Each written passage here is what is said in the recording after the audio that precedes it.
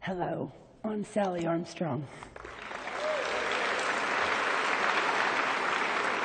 You may think I'm Tallulah Bankhead with this god-awful voice, but what can I say? My vocal cords decided not to make the trip to Sackville.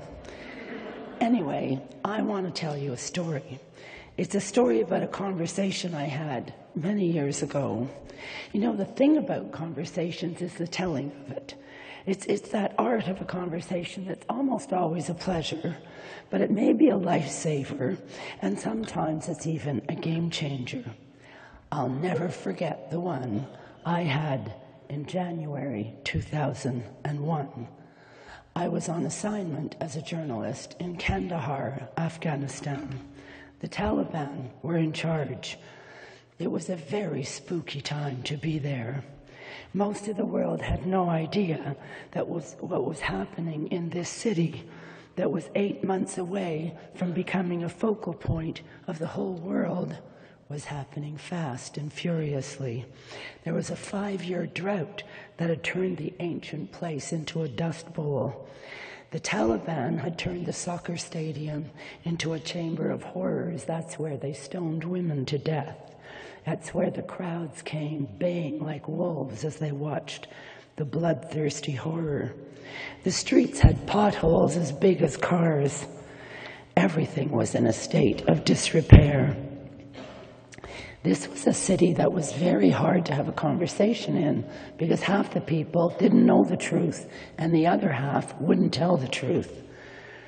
It was a perilous place, but a group of women had agreed to meet with me in a hidden place to tell me what it was like to live under the Taliban rule.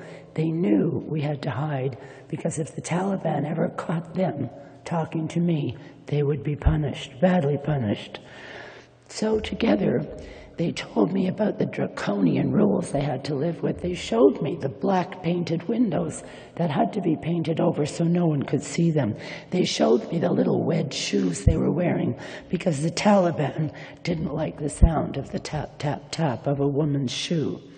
Oh, we shared lots of stories that day.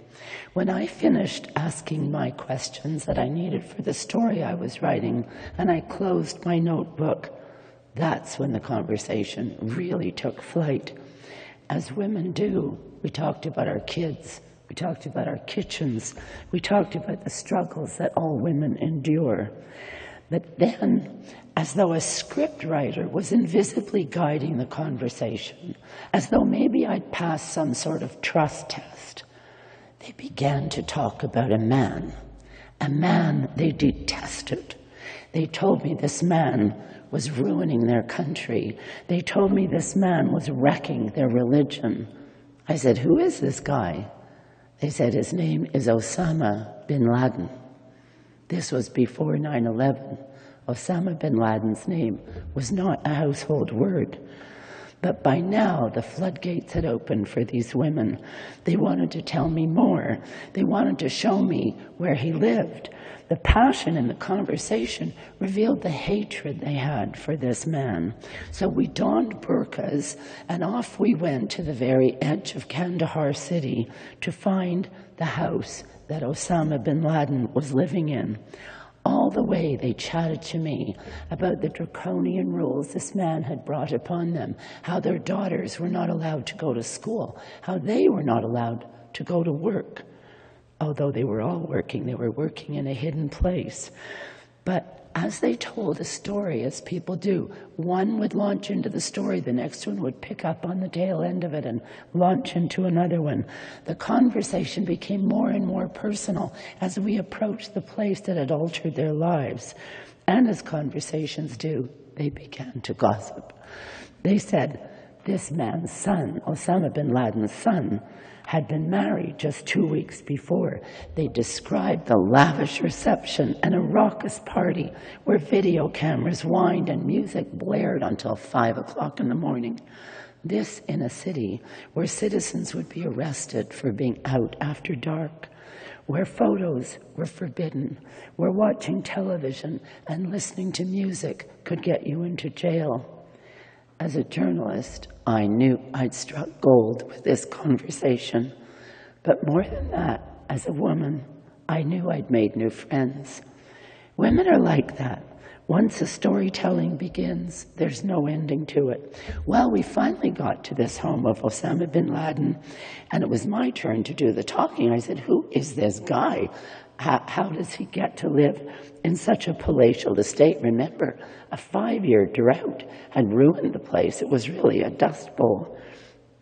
Well, they said he does nothing good. And the place reeked of power and exclusivity.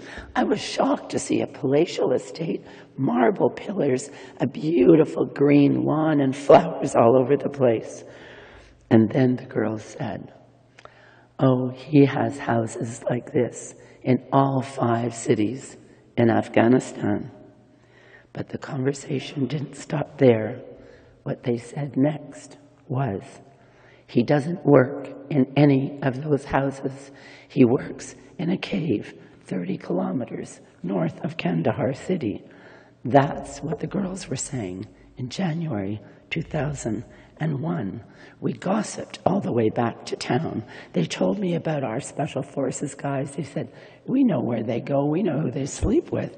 We know everything about them. So when 9/11 happened and the world found out about Osama bin Laden, I thought, well, this is a walk in the park. Everybody knows where he is. They're going to pick him up pretty quick. But you know, the soldiers went to Kunduz in the east and Mazar-e Sharif in the north and over to Herat. They went all over the country. They never went north of Kandahar.